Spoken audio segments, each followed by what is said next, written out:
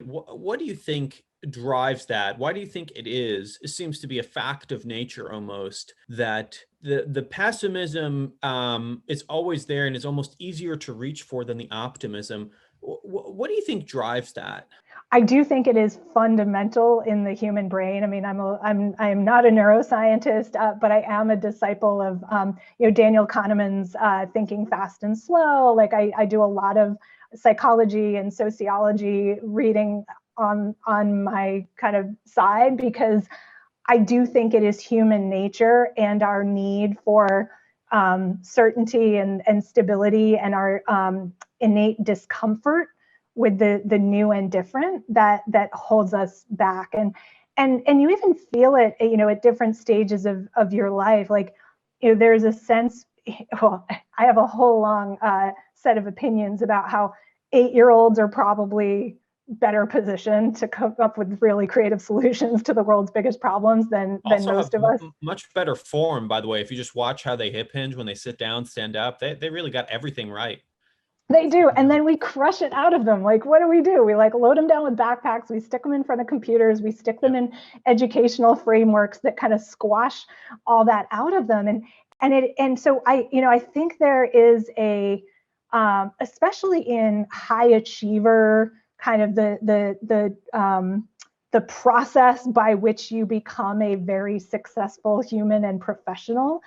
I think a lot of that process turns you into a certain type of brain and a certain shape of thinker.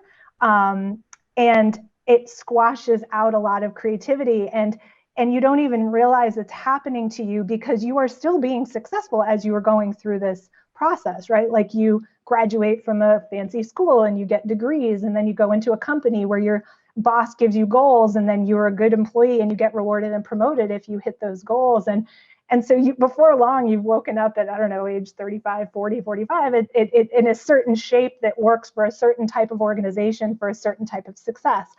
And then the thing that really kills me is that all these like super talented people who've been turned into these little shaped puzzle pieces, they then have to go out and hire innovation consultants and Yes, creativity consultants and yes. personal coaches to help them tap into their real personal purpose. And I'm like, hang on, guys, I think we're getting something backwards here. Like, let's call in those 8-year-olds and tell us where we're going wrong. Yeah, it's totally. It's like we're born with perfect energy, and then we start dosing ourselves with caffeine over time, just to make up for a deficit we have elsewhere, or we create elsewhere. I'm curious to go back though for a minute to the stories of origin. So you mentioned with Waymo, certainly there was a lot of fear that it would obviously be worse than the human or be impossible to do. Loon seems like an interesting, different genre of just not a needle mover societally right now, which is of course very confusing, but in hindsight, but makes sense.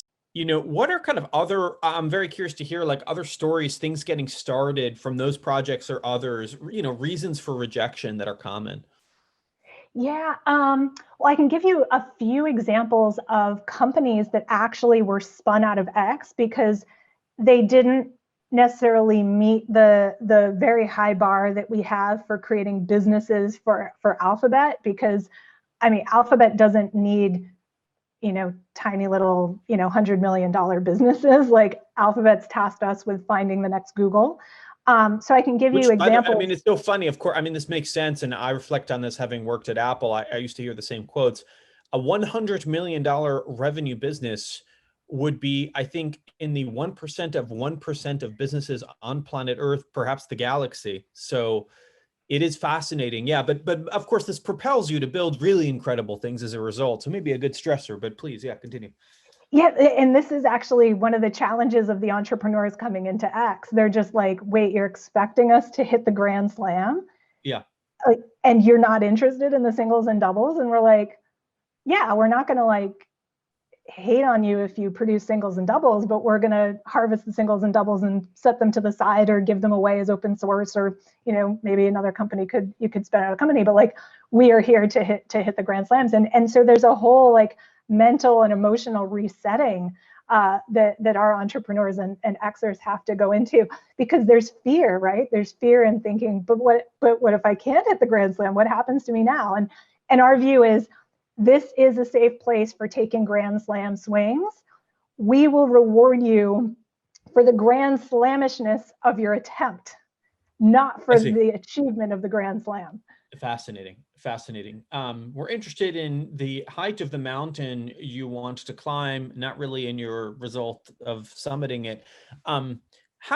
So what is the story here? If you're coaching me and I'm an entrepreneur that's come into X, and I have an idea, what do I need to be doing for kind of my first meeting? What are kind of do's and don'ts?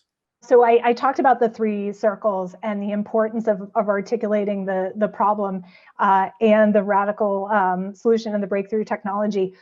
We would be looking for your kind of hypotheses of those, of 1 or 2 of those circles. Now, just starting with the problem, that's not real. I mean, there's lots of people who could say, yes, internet access or, agriculture is a big problem, but what is the angle on the problem that you're particularly interested in, and more importantly, like, what are the different, what's a technical approach or a solution that you're interested in exploring? So I can give you an example of something that to this day still feels like an amazing X moonshot, even though we had to put it on the shelf. So this is a project that we called Foghorn, and Kathy Cooper, who was the founder of the Foghorn Project, she and some other Xers had found a research paper, I think it was over at Xerox PARC, where the researchers at PARC had proven that it was possible to make a carbon neutral fuel out of seawater. If you could do that, imagine all the things. Condition for the planet, yes. Yes.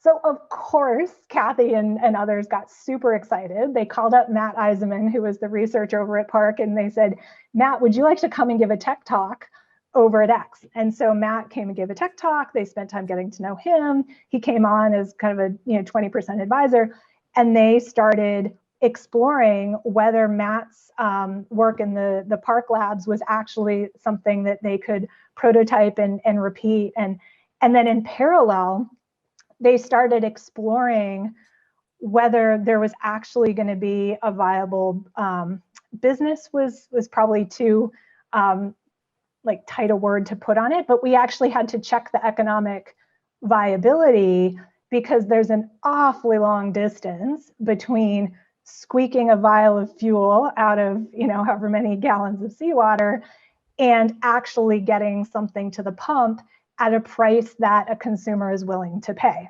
not to mention the logistics and the regulations and the taxes and the environmental stuff. And so they had 2 parallel tracks of exploration, where the technical folks were pushing forward on the prototype to identify big challenges in scaling that. And then Kathy was leading an exploration of all the different factors that go into producing a gallon of this fuel. And Kathy had actually followed one of X's most deeply held principles, which is, we call it find your monkey. So what we mean by that, it's basically a beautiful analogy, which I can come back to, but the idea is work on the hardest, highest risk part of your problem first. Mm-hmm. So what most people like to do, because we're human and we like to feel good, not uncomfortable, is we work on the stuff we know we know how to solve. It might be challenging, but we think we can solve it, so we go there. What Kathy and all X teams were taught to do was go find the thing that if you cannot solve it, you might as well just pack up, go home, and move on to the next thing. And for a moonshot in fuel, that had to be what the cost of that gallon of fuel is. I mean, there are probably other things as well, and we did uncover some other monkeys, but the big one was the cost of that gallon of fuel. And at the time, this was 2014, 2015-ish, I think in Scandinavia, where fuel tends to be very expensive, I think fuel was selling at like $8, $9 a gallon. But in America, you'd have to get much closer to that $3, $4, $5 a gallon, where even the most diehard kind of planet, fighters would consider paying kind of a much smaller premium. So they set that target of $5 a gallon. They knew for sure they had to get it well under 15. And when they ran all these experiments and talked to lots of people who knew how to produce large amounts of hydrogen and how to produce large amounts of carbon and all these things, they realized they couldn't actually get the target down anywhere too far south of 15. And so they voted to kill the project. And so that remains one of those things that, Kathy lived kind of the ideal and led kind of the ideal moonshot experience, where it was just this beautiful hypothesis. The breakthrough technology was in this really nascent form. There was still a lot of exploration to do. Very few other companies would have bothered to kind of go on that journey.